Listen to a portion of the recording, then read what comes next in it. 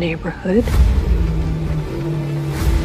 our house, our whole street has moved. How the hell is that even possible?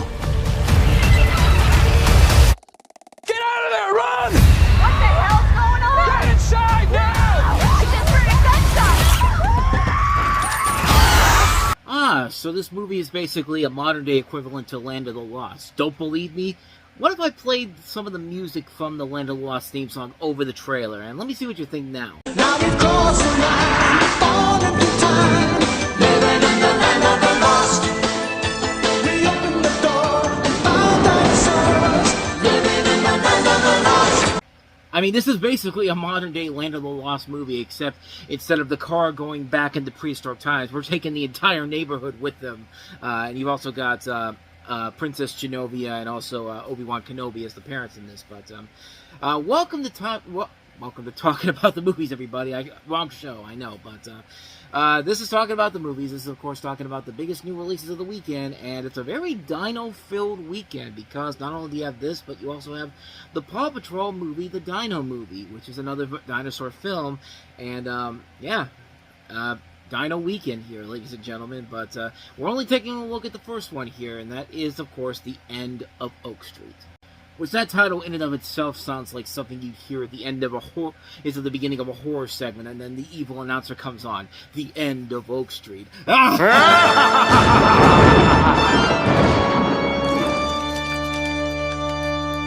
Like that type of thing there, but yeah, that's a good spot for the Orson Welles Living Will laugh from the critic. But this is The End of Oak Street. This is a movie written, co-produced, and directed by David Robert Mitchell, who last gave us It Follows. He also did Under the Silver Lake.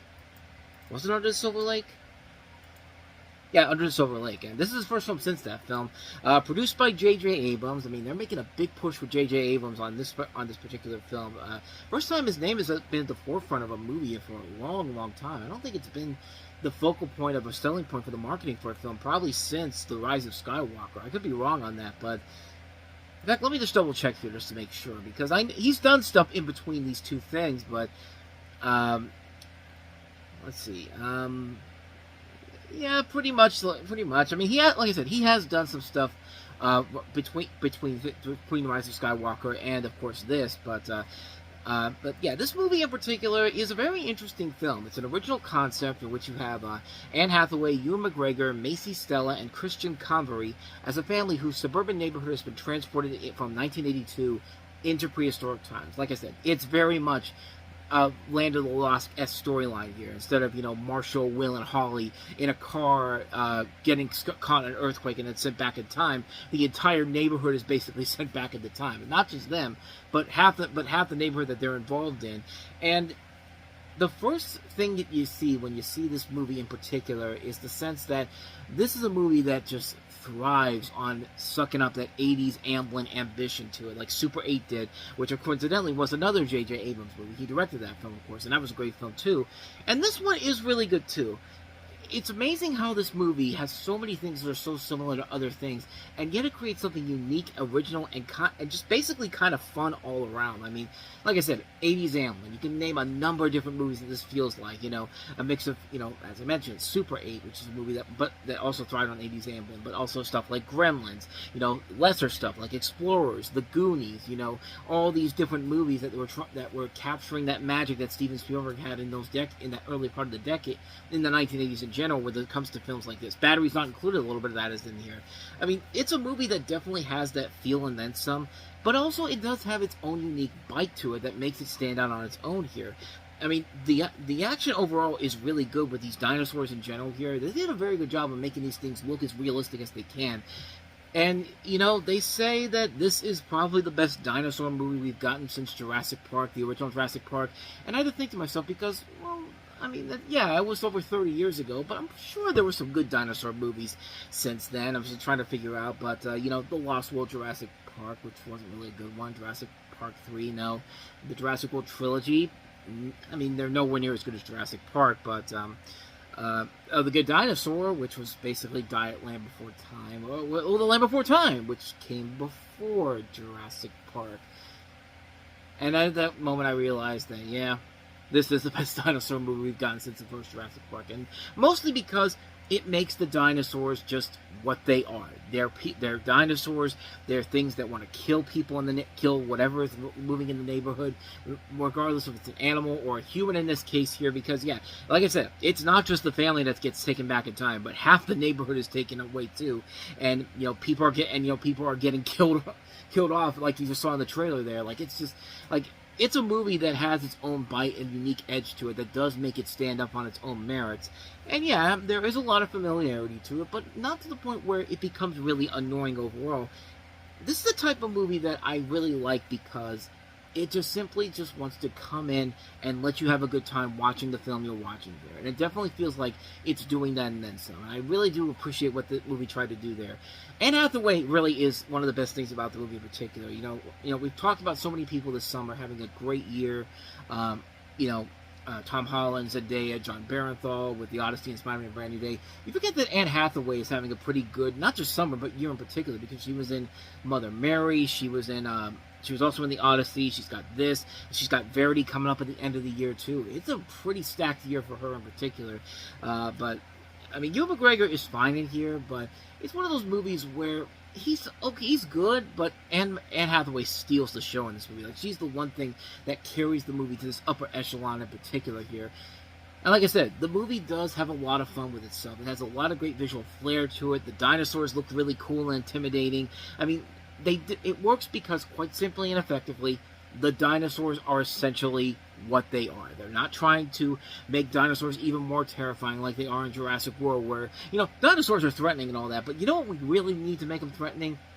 Genetic modification. I mean, that's part of the reason why the Jurassic World films fell off pretty quickly after the first movie, because, I mean, the third movie the dinosaurs are not even the threat. It's locusts. Locusts are the threat of a Jurassic Park movie.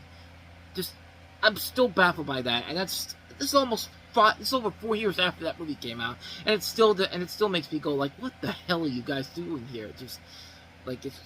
I'm getting off to Jurassic World here, but it's good to see a dinosaur movie where you let the dinosaurs simply be dinosaurs. They're not anything too intimidating. There's nothing that is just like groundbreaking or revolutionary with them.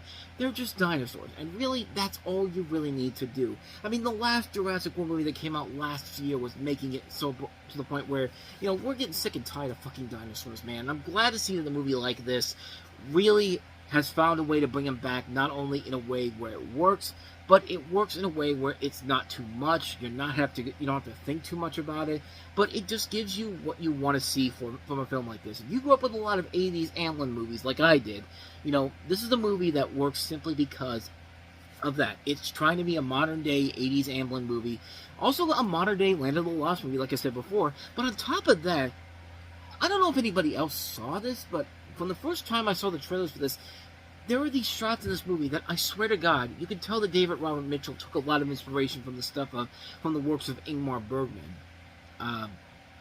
Ingmar Bergman, I keep getting confused because Ingrid Bergman is the actress, Ingmar Bergman is the director, right? Right? I should know this. Yeah, Ingmar Bergman is the filmmaker, and if you've ever seen his movies, there are definitely a lot of shots, where somebody will be talking right here, and then you'll have somebody in the same shot looking this way. Like you could definitely see a lot of that in this movie, and maybe not a lot of it, but it's definitely something that's noticeable there. At least I was the one that noticed it. I don't know if anybody else did, but I mean, I can't imagine people wouldn't see that because it's literally right there the way that these shots are filmed overall, but. Yeah, overall, it's a great movie. It's a really fun film. It doesn't ask you to think too much. It just wants you to go in and have a good time with it. It's the type of movie that just works as a fun entertainment experience. It's not asking you to think about it, to think overall. It just wants to have dinosaurs attacking a modern day neighborhood and just go nuts with it. Have fun with it, and it works. It works very well. I really enjoy it. I think it's a very fun film overall. So yeah, thumbs up on The End of Oak Street. Really, really fun film. So, yeah, that's all I got for you this week. Very short week in particular because of that one movie. Will be another very short week next week when we take a look at Insidious Out of the Further, which is the latest Insidious film.